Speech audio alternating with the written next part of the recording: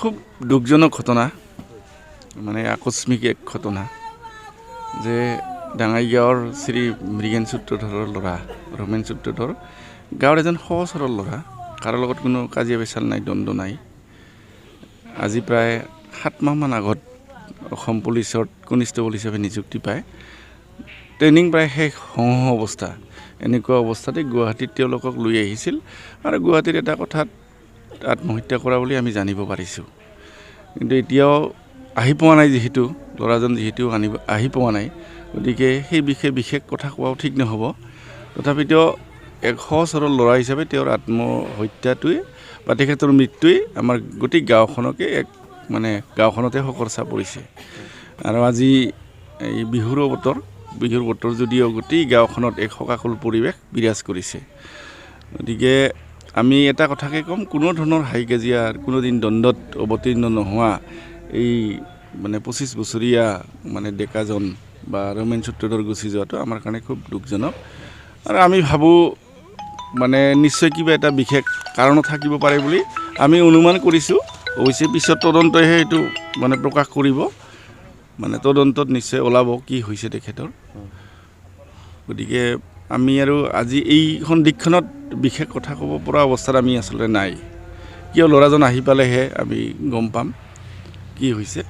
গতিকে এজন ল'ৰা আমাৰ মাজৰ পৰা আঁতৰি যোৱাটো আমাৰ কাৰণে খুব বেদনাদায়ক কোন কোন আছে পৰিয়ালত তেওঁলোকৰ পৰিয়ালত মা দেউতা আছে মা হ'ল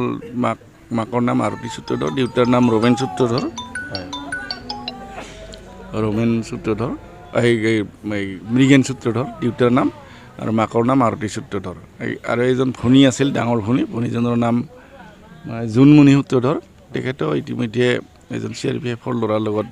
বিবাহত আবদ্ধ হৈ তেওঁ বৰ্তমান জম্মুত আছে অতি দুখীয়া ঘৰৰ ল'ৰা দেউতাকে তেখেতক ৰাজমিস্ত্ৰী কৰি হাজিৰা কৰি বেলেগৰ ঘৰত হাজিৰা কৰি মানে তেখেতসকলে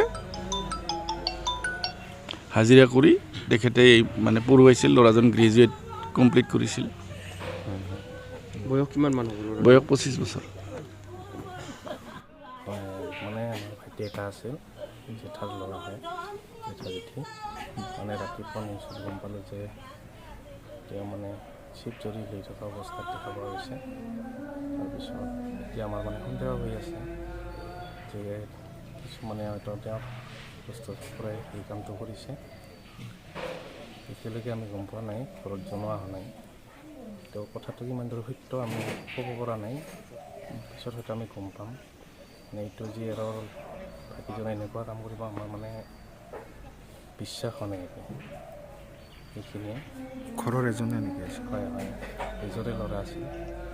এই নতুনকৈ জইন কৰিছিল বেছিদিন ট্ৰেইনিং অৱস্থাতে আছে গুৱাহাটীতে আছে বৰ্তমান